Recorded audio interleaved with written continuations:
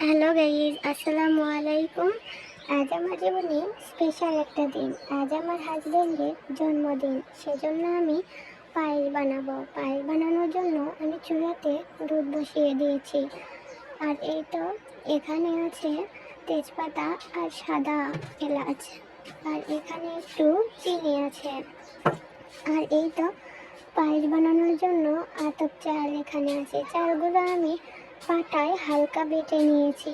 পাটায় না বাটলে হয়ে যাবে কি, চালগুলো তাড়াতাড়ি সিদ্ধ হতে চায় না, সেজন্য আমি পায়েস বানানোর ক্ষেত্রে সবসময় পাটাতে বেটে নিই। তো এখান থেকে আমি একটা চামচ নিয়ে নিচ্ছি। চামচটা ধোয়াই আছে, তারপর আমি একটু ধুয়ে নেব। এই তো আমি এই পানিটাতে ভালোভাবে চামচটা ধুয়ে নিচ্ছি।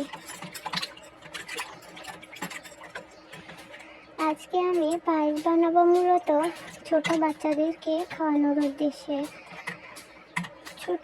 আমাদের বাড়ির আশেপাশে যতগুলো ছোট বাচ্চা আছে সবাইকে আমি পায়েস রেঁধে খাওয়াবো, সেজন্য আমি পায়েস বানাবো। আজ আমার হাজব্যান্ডের জন্মদিন, সেজন্য ছোট বাচ্চাদেরকে আমার খাওয়াইতে শখ হয়েছে, সেজন্য আমি আজকে পায়েসটা বানাচ্ছি। এদিকে পায়েস বানানোর জন্য চিনি ছিল না, সেজন্য আমার ভাই বাজার থেকে মাত্র চিনি এনে দিল। আর আমি এখানে সব কিছু রেডি করে নিলাম। এখানে প্রায় 1 কেজির মতো দুধ আছে। আজকে আমি 1 কেজি দুধেরই পায়েস বানাবো।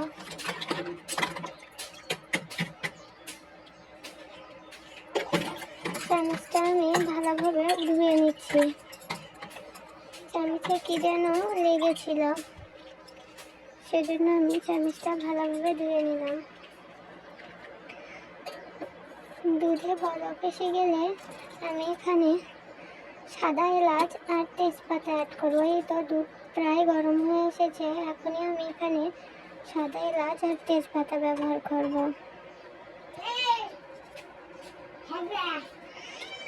এই তো 2টা তেজপাতা দিয়ে দিলাম আর 2টা সাদা এলাচ দিয়ে দিব। এই তো সাদা এলাচগুলো দিয়ে দিচ্ছি।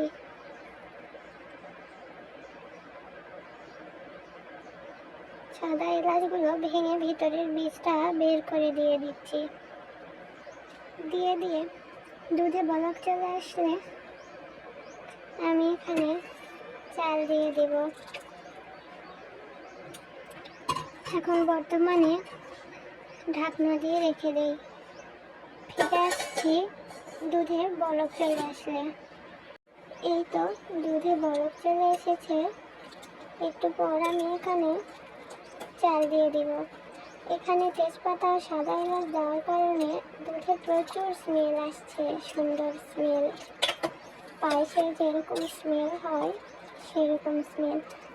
মূলত স্মেলের জন্যই এখানে তেজপাতা আর সাদা এলাচ পায়েসে ব্যবহার করা হয়। এই তো বলক এসে গেছে দুটো। আমি এখন এখানে চাল ব্যবহার করব।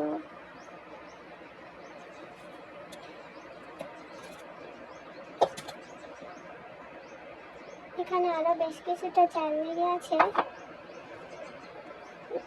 গ্লাসটা ছোট্ট হওয়ার কারণে আমি চালগুলো বের করতে পারছি না, সেজন্য আমি অল্প কিছুটা দুধ গ্লাসের ভিতরে নিয়ে আমি গ্লাসটা ধুয়ে এখানে দেব।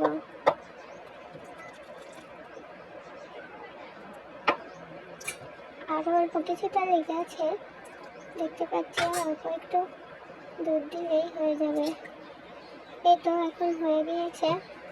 আর একটা বিষয় খেয়াল রাখতে হবে, চাল দেওয়ার পর কখনোই নাড়া বন্ধ করা যাবে না। নাড়া বন্ধ করলে দেখা যাবে পায়েসটা দলা পেকে গেছে। সেজন্য চাল দেওয়ার পর অনবরত নাড়তেই থাকতে হবে। আর হ্যাঁ, চালটা ফুটিয়ে গেলে সেদ্ধ হলে তারপর এখানে চিনি ব্যবহার করতে হবে। তো আমি এখন নাড়তে থাকি। বেশ ভালোভাবে না নাড়লে দেখা যাবে ভেতরে দলা পেকে যাচ্ছে। এটা দেখুন, বুঝতে পারবেন দলা পাকানো। আমি চুলার হিটটা একটু বাড়িয়ে দিচ্ছি।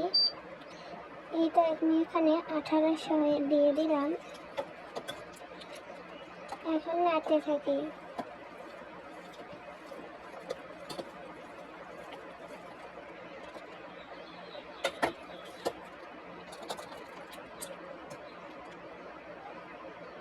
আমি বেশ তাড়াহুড়া করছি। এরপর আমি পায়েসগুলো হয়ে গেলে ছোট বাচ্চাদেরকে ডেকে সবাইকে খেতে দেব, সেজন্য আমি খুব তাড়াহুড়া করছি।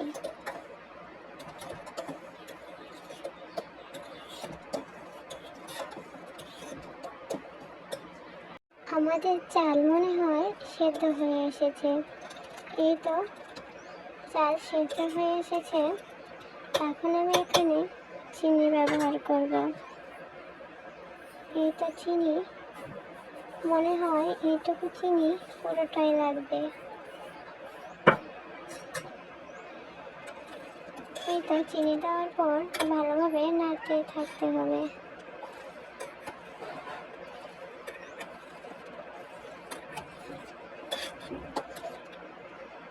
আমার পায়েসটা চিনি দেওয়ার পর অনেকটা স্মুথ হয়ে এসেছে, তবুও কিছুটা দলা পেকে আছে। সেগুলো আমি চামচ দিয়ে ভালোভাবে নেড়ে দলাগুলো ভাঙতে থাকি।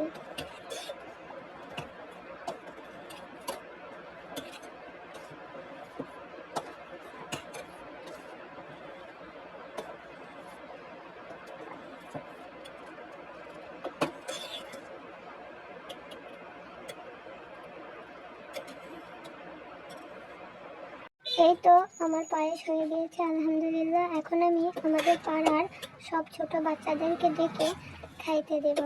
তো আজকের মতো ভিডিও আর লং করবো না। আপনারা সবাই ভালো থাকবেন, সুস্থ থাকবেন। আল্লাহ হাফেজ।